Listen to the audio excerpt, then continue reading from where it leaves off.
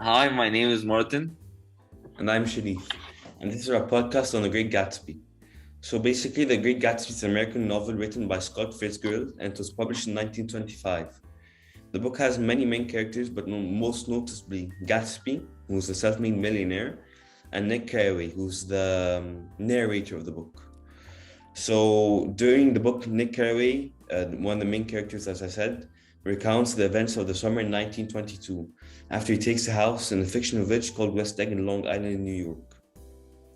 There he lives among the newly rich people, most importantly Gatsby, while across the river lives his cousin Daisy and her wealthy husband called Tom Buchanan, and another fictional village called East Egg. Martin, what are your thoughts on the book so far? I really like the book as the book does not only focus on one theme, not one class, not one person. It focuses on many different themes, many different classes, and many different people. And the book really reflects on how life was in the 1920s, how women were treated, how racism was really, really bad back then, how life was, how many things were changing. So life was hard. And one of the main themes I believe in the book was talking about the Roaring Twenties themselves. As one of the quotes I found was in chapter 2 by Nick, which says, I have been drunk just twice in my life.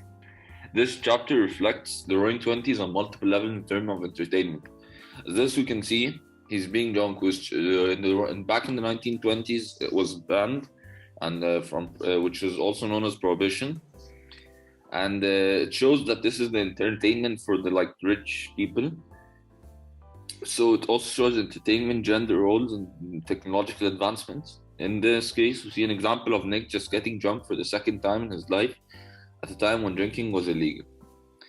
And also another quote I found interesting that also shows how prohibition was not really affecting anybody because everybody wanted to do it, so there was no point in it. The bar is in full swing, and floating grounds on cocktails permit the garden outside. This also shows another example of the Roaring Twenties, showing the example of prohibition. Drinking has started to become more and more common, despite it being against the law.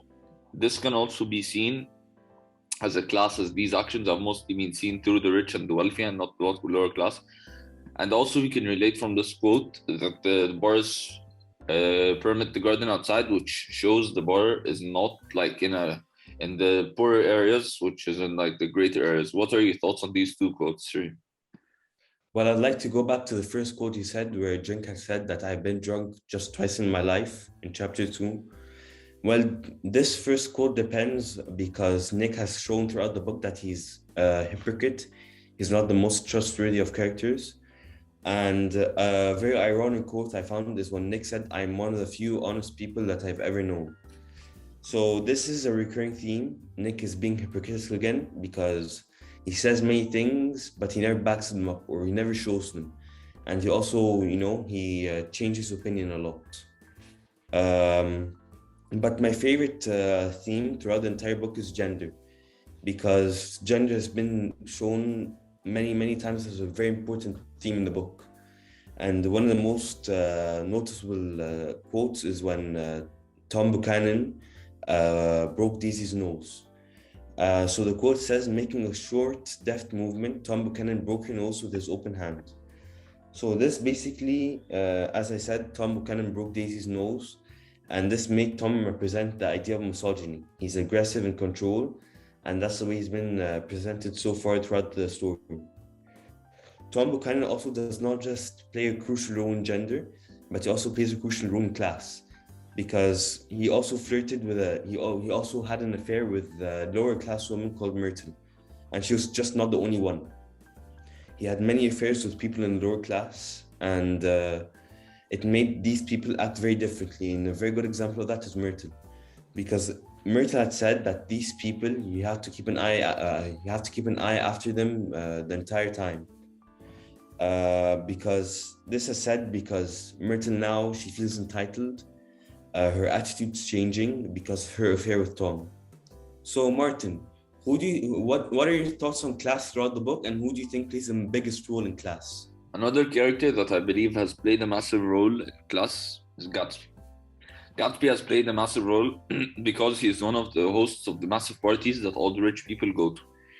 Even though he does not invite them, all he has the glamorous, amazing cars and the very big houses and mansions.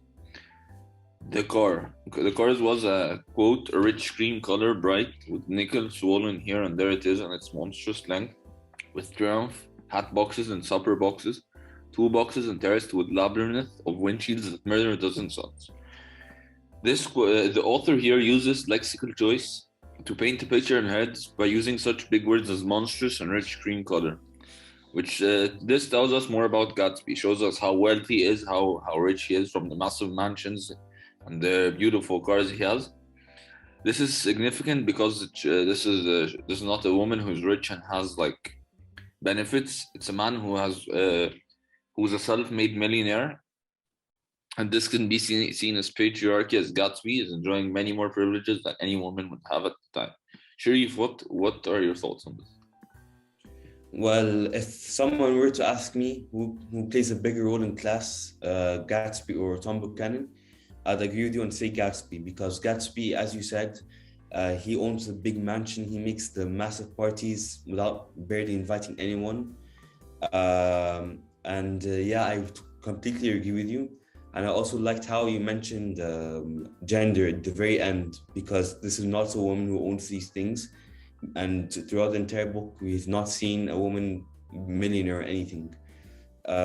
We've only seen men like Buchanan fighting over women with other people, and also we've seen him flirting with lower class women. So I think that while you're completely correct, I really like how you mentioned gender in this again. And I see gender as pretty much the very, very main point of the book, because everything that happens in the book can be connected to gender. What are your thoughts on what I said, Martin?